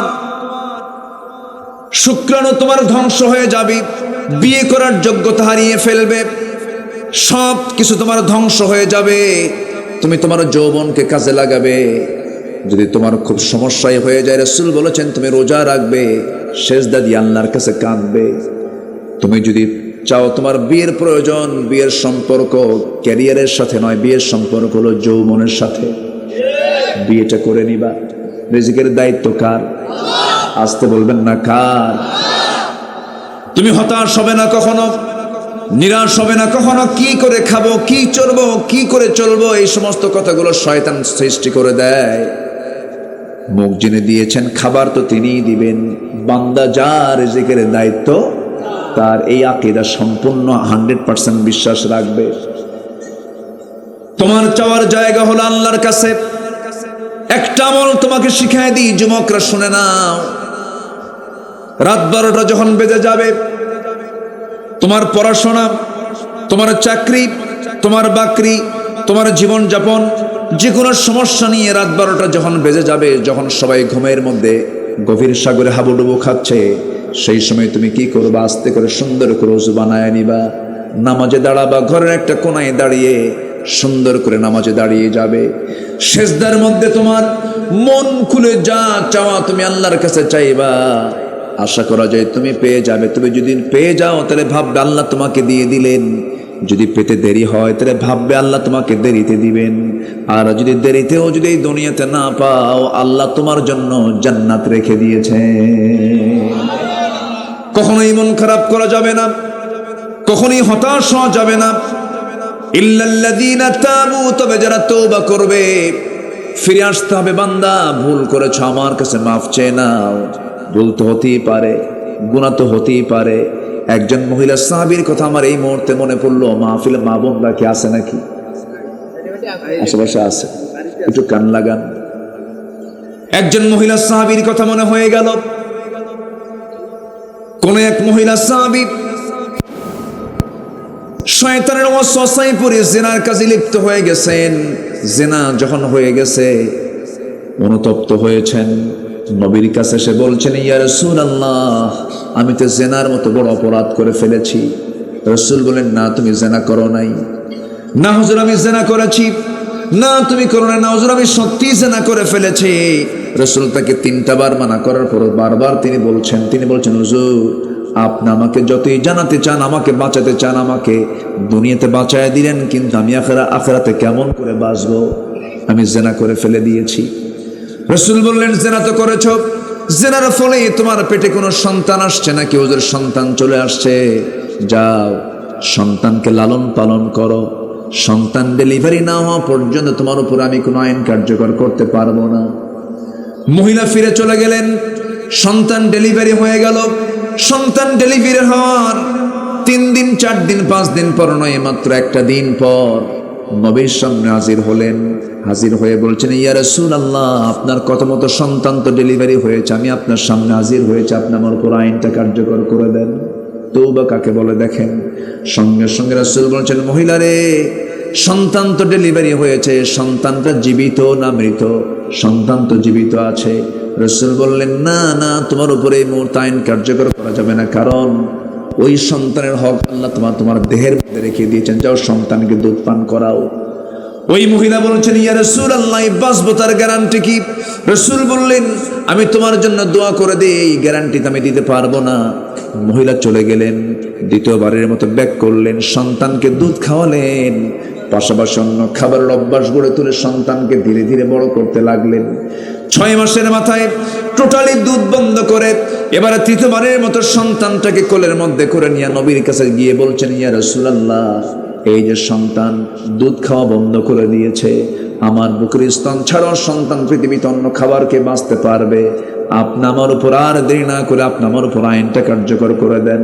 আমি দুনিয়া থেকে শাস্তি নিয়ে আল্লাহর সামনে যদি আল্লাহর সামনে যদি হাজির হই, আল্লাহ আমাকে জানাকারণের কাতারে দাঁড় করাবেন না। আপনি আমাকে শাস্তি দিয়ে দেন। আমার নবীজির সঙ্গী হাত দুটা গায়ে দিলেন, সন্তানকে কোলের মধ্যে উঠায় নিয়ে বললেন, ও সাহাবীরা, এই যে সন্তান আমার হাতে দেখতে পাচ্ছ, এই সন্তানের লালন পালনের দায়িত্ব যে বান্দা গ্রহণ করবে, আমি এবং সেই বান্দা সেই সাহাবী জান্নাতের মধ্যে 1-2 নখের দূরত্ব অবস্থান করব, এত কাছাকাছি অবস্থান করব। কয়েকজন সাহাবী দূর মেরে চলে আসলেন। নবী একজনের হাতে সন্তানটা উঠায় দিলেন। এরপরে বলছেন, মহিলাকে নিয়ে যাও, উন্মুক্ত মরু প্রান্তরে বুক পর্যন্ত পুঁতে রেখে পাথর মেরে তাকে শেষ করে দাও। যখন পাথর মারা হচ্ছিল, সব সাহাবীরা পাথর মারতেছিলেন। এমন সময় সাইয়েদনা আলীও তিনিও সাথে ছিলেন। পাথর মেরে যখন তাকে দুনিয়া থেকে বিদায় করে দেওয়া হলো, এমন সময় সাইয়েদনা আলী নবীর সামনে এসে বলছেন, ইয়া রাসূলুল্লাহ, আমরা পাথর মারতেছিলাম মহিলাকে লক্ষ্য করে। ওই মহিলার হঠাৎ তার শরীর থেকে কয়েক ফোঁটা রক্ত ফিনকে দিয়ে আমার হাতে এসে লাগলো। নাপাক রক্ত আমার গায়ে লেগেছে, জেনাকের রক্ত আমার গায়ে এসে লেগেছে। রাসূল বলছেন, আলী, কোন মহিলার রক্তকে নাপাক রক্ত বলো? তুমি কি জানো ওই মহিলা কি পরিমাণ তওবা করেছে? ইল্লাল্লাযীনা তাবু, যারা তওবা করবে। তওবা করলে কে খুশি হন? আসতে বলবেন না, কে খুশি হন? আল্লাহ খুশি হন। আমরা তওবা করব, জোরে বলি ইনশাআল্লাহ। রাসূল বলেন, তুবু ইলাল্লাহ ফাইন্নী আতুবু ফিল ইয়াউমি মিআতা মাররাহ। তোমরা আল্লাহর কাছে তওবা করো, আমি রাসূল সারা দিন 100 বারেরও বেশি বার তওবা করি। কে বলছেন? মুহাম্মদ সাল্লাল্লাহু আলাইহি ওয়াসাল্লাম। আমার নবীজি বললেন, ও আলী, যা বলেছ বলেছ, আর বলতে যেও না। ওই মহিলার জানাজার আয়োজন করো, ওই মহিলার জানাজার নামাজ কেউ পড়াবে না, আমি রাসূল নিজে জানাজা পড়ায় দেব। যেরকম সুবহানাল্লাহ। আমার নবীজি জানাজায় শরীক হলেন, অংশগ্রহণ করলেন, নামাজের দায়িত্ব পালন করলেন। নামাজের দায়িত্ব পালন করার শেষে আমার নবীজি সাহাবায়ে কেরামকে লক্ষ্য করে বলছেন, সাহাবীরা, যে মহিলার জানাজা সম্পন্ন করলাম আমরা, এই মহিলা জীবনের শেষ সময় পর্যন্ত যে পরিমাণ তওবা করেছে, যে পরিমাণ চোখের পানি ফেলে ফেলে কেঁদেছে, যে পরিমাণ রোনা জারি করেছে, এই মহিলার যদি এই তওবাটাকে মদিনার 70 জন গুনাহগারদের মাঝে যদি বন্টন করে দেওয়া হতো, প্রত্যেকের গুনাহ মাফ করে আমার আল্লাহ সবাইকে জান্নাত দিয়ে দিতেন। জোরে বলি সুবহানাল্লাহ। সুবহানাল্লাহ। তওবা করব কার কাছে? আসতে বলুন না, তওবা করব কার কাছে? আল্লাহর কাছে। নামাজ ছেড়ে দিয়েছিলাম, আর নামাজ ছাড়বো না। মিথ্যা বলেছে, আর জীবনে মিথ্যা কথা বলবো না। মিথ্যা সাক্ষী দিয়েছে, আর মিথ্যা সাক্ষী দিতে যাব না। চগলখড়ি করেছে, আর চগলখড়ি করব না। গীবত করেছে, আর জীবনে গীবত করব না। বান্দার হক নষ্ট করেছে, আর বান্দার হক নষ্ট করব না।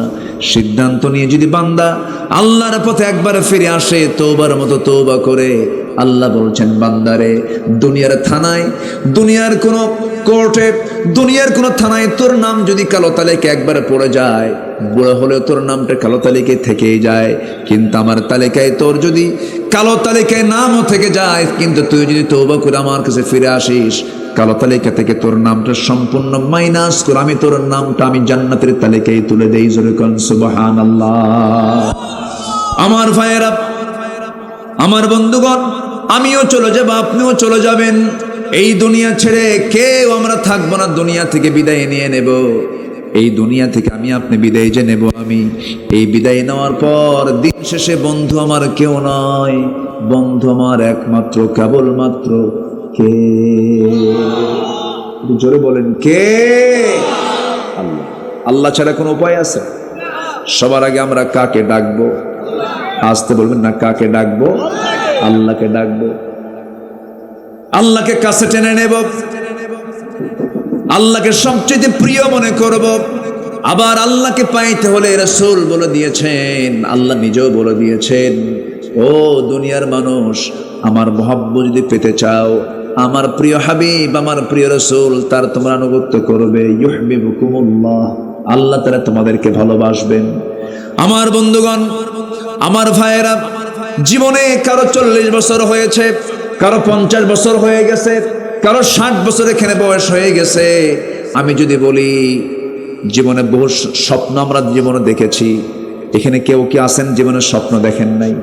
সবাই স্বপ্ন দেখেছেন, কিন্তু একটা বারের জন্য রাসূলকে আমরা স্বপ্নে যারা দেখতে পারলাম না, আমি তাদেরকে অনুরোধ করে বলবো, রাসূলকে স্বপ্ন দেখার যদি কেউ আকাঙ্ক্ষা করে, রাসূল বলেছেন, যে স্বপ্নে আমাকে দেখতে পায় সে সত্যি আমাকে দেখতে পায়। কিন্তু এই জন্য, কারণ আমার সুরত কখনো শয়তান ধারণ করতে পারে না। জীবনে কত স্বপ্ন দেখলাম, রাসূলকে স্বপ্ন দেখার দরকার আছে না নাই? আসতে বলবেন না, আছে না নাই? আছে। রাসূলকে মোহাব্বত করার দরকার আছে।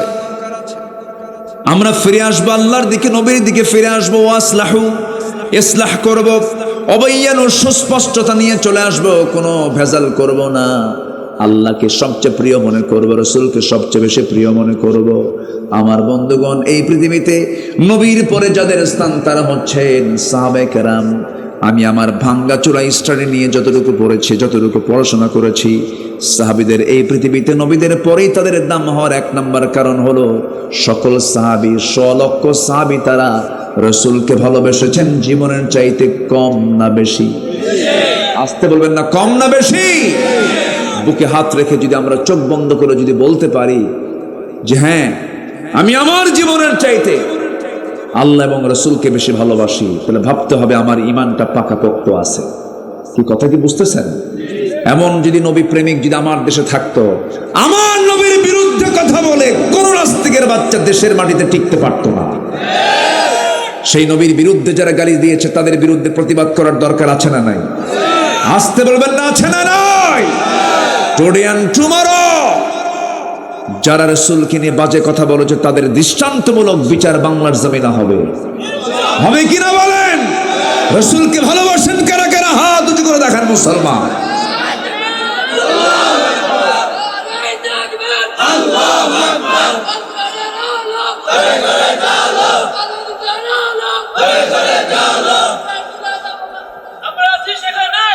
কোরআন সুন্নাহ যেখানে, আল কোরআনের আলো। হাত নামা, কষ্ট দিলাম মনে হয়, শেষ করে দেই, আলোচনা চালাই, জোরে বলি ইনশাআল্লাহ। আমি আয়াতগুলো শেষ করেই আমরা দোয়ার দিকে যাব। আজকে তো প্রথম রজনী, আগামীকালকে আবার দ্বিতীয় রজনী, আমরা বন্ধু বান্ধব আরো বেশি করে নিয়ে আসবো, জোরে বলি ইনশাআল্লাহ। সম্মানিত ভাইয়েরা, সাহাবায়ে কেরামদের এত দাম, এত মর্যাদা বেশি হওয়ার কারণ হলো রাসূলকে তারা সবচাইতে বেশি ভালোবেসেছেন। একজন সাহাবীর কথা আমার মনে হলো, সব সাহাবী রাসূলকে ভালোবেসেছেন। সবাইকে আবু বকরের মতো, সবাইকে ওমরের মতো? এরকম একজন দামি সাহাবী ছিলেন যিনি রাসূলকে খুব মহব্বত করতেন, খুব তার যত্ন নিতেন। আমার রাসূল দুটো জায়গায় খাবারে বেশি কষ্ট পেয়েছেন। একটা হলো তায়েফের মাটিতে, একটানা 3 দিন 3 রাত তিনি খেতে পারেননি। আরেকটা জায়গা হলো খন্দকের পরিখা খনন করার সময় আমার নবীজি একটানা 4 দিন 4 রাত না খাওয়া ছিলেন। 4 দিন 4 রাত। কেন? খাবার ছিল বলে খান নাই? খাবার ছিল না, খাবার পান নাই। কেন খাবার ছিল না? খাবারটা ছিল না কেন? এখন প্রেজেন্ট ওয়ার্ল্ডে যুদ্ধ বিধ্বস্ত দেশ হলো রাশিয়া, ইউক্রেন। তাদের অর্থনৈতিক অবস্থা ভালো না খারাপ? খারাপ। আমার নবীজি মদিনায় আসার সঙ্গে সঙ্গে যুদ্ধ কমছে না বাড়ছে? বেড়ে গেছে। বদর, উহুদ, খন্দক, একের পর এক যুদ্ধ লেগে আছে। আমার নবীজি অর্থনৈতিক ভাবে, মাঝে মাঝে বৃষ্টি আসতেছে, এই জন্যই তো আমি ভাবতেছি আপনারা নড়াচড়া করতেছেন খুব। একটু আসুক না, আমাকে ছেড়ে কি আপনি যাবেন? একটু বসেন না, আর একটু সময়। জি না, কি করবো বলেন তো?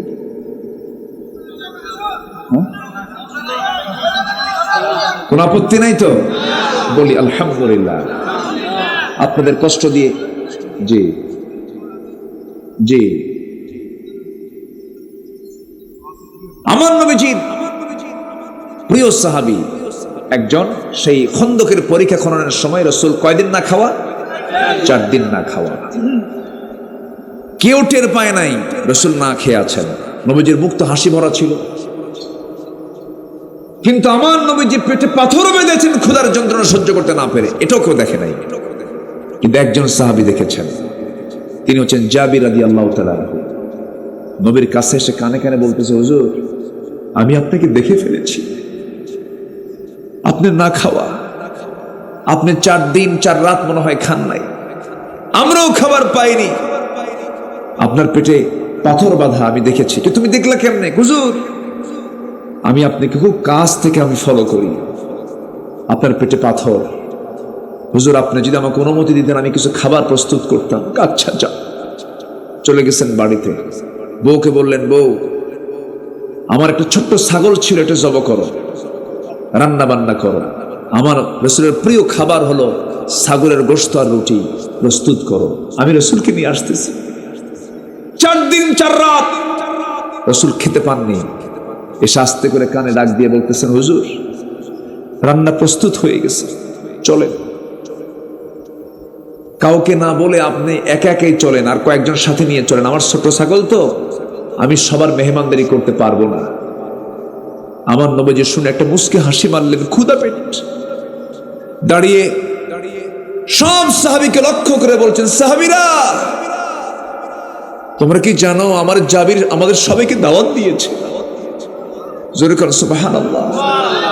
সাইয়েদনা জাবির বললেন, হুজুর আমার ছোট্ট ছাগল, আমি সব করেছি, আপনাকে দাওয়াত খাওয়াবো, আপনি সবাইকে বলুন, আমি আপনাকে কেমনে খাওয়াবো? রাসূল বললেন, জাবির তুমি তোমার রাসূলকে কি এরকম ভাবো যে রাসূল একা একা খাবে? আমার রাসূল কি একা খাওয়ার মানুষ ছিলেন? একা খাওয়ার মানুষ ছিলেন? রাসূল বললেন, জাবির চিন্তা করো না, আমি যখন দাওয়াত দিয়ে ফেলেছি আমার সব সাহাবী তোমার বাড়িতে গিয়ে দাওয়াত খাবে, যাও। যেরকম সুবহানাল্লাহ। অনেক শিক্ষা কিন্তু এগুলো থেকে আছে। কোন নেতার নেতৃত্ব মানি? যে নেতাগুলো আগে খায় না খাওয়ায়। আর আমার নবী আগে খাওয়ান।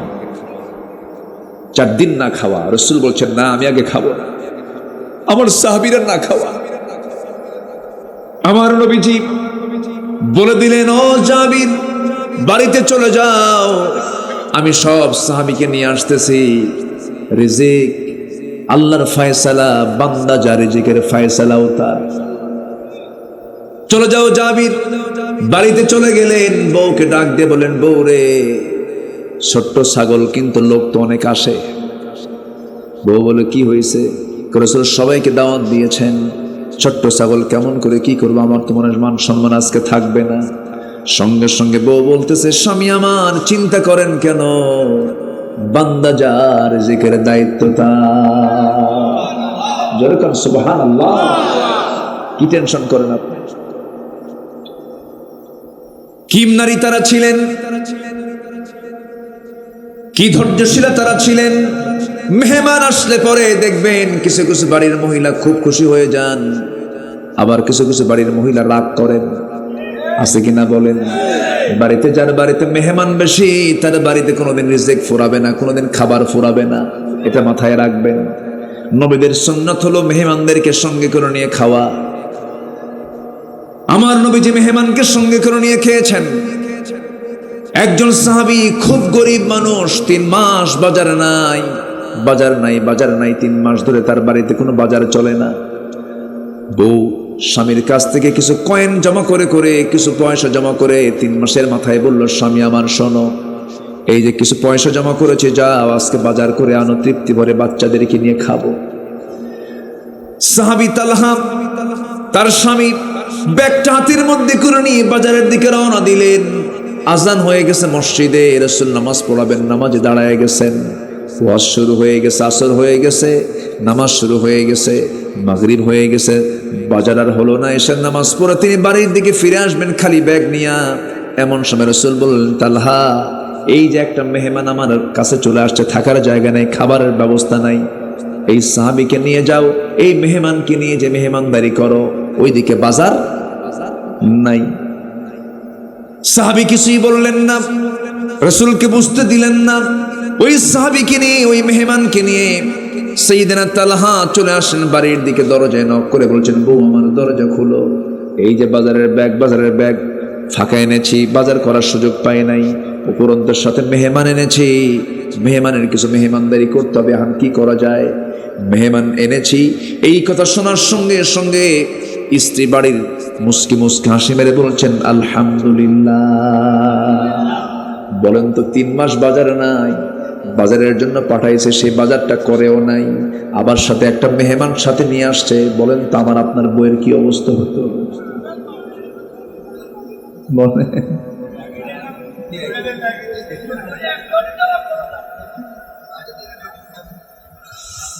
আমার বন্ধুগণ, ওই মহিলা সাহাবী বলছেন, স্বামী আমার চিন্তা করবেন না, মেহমান পাইছি মানে আমার বাড়িতে রিজিক চলে আসছে। দেখেন কি বিশ্বাস, বলেন আলহামদুলিল্লাহ। চিন্তা করবেন না স্বামী, ব্যবস্থা হয়ে যাবে। কি ব্যবস্থা হবে বলো? ওই যে তুষের বস্তা দেখা যায়, তুষের বস্তাটা একটু টান মারেন, আমার নিচে নামায় দেন, আমার হাতের কাছে দিয়ে দেন। তুষের বস্তা নামায় দেওয়া হলো। চালনা দিয়ে চালতে চালতে তুষ থেকে কিছু জবের খুদ বের করে করে এটাকে পিষদানে দিয়ে পিষে পিষে আটা বানায়া, খামির বানায়া, মোটে 2টা রুটি প্রস্তুত করে দিয়া বউ স্বামীকে বলছে, স্বামী আমার মেহমানের সামনে দিয়ে আসেন, খবরদার সামনে দাঁড়াবেন না, দাঁড়ালে আপনাকে একটা রুটি খেতে হবে, মেহমানের পেট অপূর্ণ থেকে যাবে। মেহমানকে 2 রুটি দিয়া তাড়াতাড়ি সেই ঘর থেকে বের হয়ে এসে লাইটটা বন্ধ করে স্বামী স্ত্রী না খেয়ে গোটা রাত কাটায়া দিলেন। ফজর নামাজ পড়তে গেছেন, মেহমানকে নিয়ে নামাজ শেষ হয়ে গেছে। রাসূল বলছেন, সাহাবী তালহা এদিকে আসো। থরথর করে কাঁপতে কাঁপতে বলছে, হুজুর আপনার দেওয়া মেহমানকে আমি সম্মান করতে পারিনি, আপনি আমাকে মাফ করে দেন। রাসূল বলছেন, না রে তালহা, গত রাতে তুমি এবং তোমার বউ কি আচরণ করেছো মেহমানের সঙ্গে জানি না, তবে আরশ আজিম খুশি হয়ে গেছে। জোরে বলেন সুবহানাল্লাহ। কথা তো অনেক থাকি আমার ভাইয়েরা, কথার তো কোনো থা নাই। সেই জাবিরের কথা বলছিলাম। এই কথাগুলো বলার মূল লক্ষ্য হলো সাহাবে কেরামদের মর্যাদা বেশি হয়েছে, একমাত্র কারণ হলো তারা সবচেয়ে বেশি ভালোবেসেছেন কাকে? তাদের চিন্তা ছিল দুনিয়া নিয়ে না আখেরাত নিয়ে। আমরা আখেরাতকে সামনে রেখে দুনিয়া চালাবো, ঠিক কিনা বলেন? না দুনিয়াকে রেখে আখেরাত চালাবে? দুনিয়াকে সামনে রেখে আখেরাতকে সামনে রেখে দুনিয়া চালাবে। আল্লাহর সৃষ্টি 2 পিঠ। আল্লাহর সৃষ্টি কয় পিঠ? 2 পিঠ। একটা দুনিয়া, আরেকটা কি? আমরা একটা পিঠে আছি, আরেকটা পিঠ কোনটা? আখেরাত। আখেরাতকে টার্গেট করে চলতে হবে, আখেরাতকে প্ল্যান করে চলতে হবে। সাইয়্যিদিনা জাবির রাদিয়াল্লাহু তাআলা আনহু ঘরের মধ্যে তিনি স্ত্রীর সঙ্গে পরামর্শ করছেন। আমার রাসূল 600 সাহাবী নিয়ে তার বাড়ির সামনে দাঁড়ায় গেছেন। রাসূল বলছেন, জাবের তুমি কোথায়? হুজুর আমি আসতেছি। সালাম দিয়ে বলতেছে, জাবের কি চিন্তা করো, টেনশন করো না, কোনো টেনশন নাই। তোমার বউকে বলে দাও যে হাড়িতে ছাগলের রান্না করেছে সেই হাড়ির ঢাকনা যেন না খুলে, যেই হাড়ির মধ্যে, যে পাত্রের মধ্যে রুটি বানায় রেখে দিয়েছে সেই ঢাকনা যেন না খুলে, ওই ঢাকনায় যেন হাত না দেয়। আজকে বন্টন করার দায়িত্ব আমি কাউকে দেব না, আমি রাসূল নিজে এই খাবারগুলো নিজ হাতে আমি বন্টন করবো। জোরে কোন সুবহানাল্লাহ। নিজ হাতে বন্টন করব। আমার রাসূল কিন্তু বন্টনকারীও ছিলেন, তিনি খাওয়াতেন। বেশি মানুষের আয়োজন হলে রাসূল নিজে তার নেতৃত্ব দিতেন। আল্লাহু আকবার। রান্না বান্নার প্রয়োজন হলে সাহাবীরা বলতেন, হুজুর রান্না বান্না করতে হবে। আচ্ছা কে কি দায়িত্ব নেবে বলো? হুজুর আমি বাজার করে আনবো, আমি কুটবো, আমি রানবো। সবার দায়িত্ব বন্টন শেষে রাসূল বলতেন, আমার দায়িত্ব কি দিলা? হুজুর আপনাকে কি দায়িত্ব দেওয়া যায় নাকি? কেন আমার একটা দায়িত্ব দিতে হবে? কেন না, আমি দায়িত্ব নিলাম, একটা দায়িত্ব তোমরা কেউ নাও নাকি? জ্বালানি সংগ্রহ করার জন্য, কাঠ সংগ্রহ করার জন্য দায়িত্ব আমি নিজে নিলাম। সবচেয়ে কঠিন দায়িত্ব কোনটা? বিশ্ব নবী কাকে বলে? আমার নবীজি হাড়ির কাছে গেলেন, চামচ হাতে নিলেন, ঢাকনা থেকে বিসমিল্লাহ বলে শুরু করলেন ছাগল আর রুটিগুলো দেওয়া, ছাগলের গোশত আর রুটিগুলো দেওয়া শুরু করলেন। দিতে দিতে দিতে দিতে সমস্ত সাহাবীর খাওয়া হয়ে গেছে, পেট পূর্ণ হয়ে গেছে। কিন্তু আমার নবী হাড়ি থেকে গোশতগুলো বন্টন করেছেন, রুটিগুলো বন্টন করেছেন, চুল পরিমাণ গোশত কমে নাই, রুটিও কমে নাই। যেরকম সুবহানাল্লাহ। কষ্টের পরে সুখ আছে না নাই? দুঃখের পরে আনন্দ আছে না নাই? আচ্ছা কে দিবেন? আসতে বলবেন না, কে দিবেন? আল্লাহ দিবেন। শর্ত হলো যার জন্য আল্লাহ আছে, যার জন্য রাসূল আছে, যে আল্লাহ এবং রাসূলের জন্য পাগল হবে, আল্লাহ তার জন্য পাগল হয়ে যাবেন।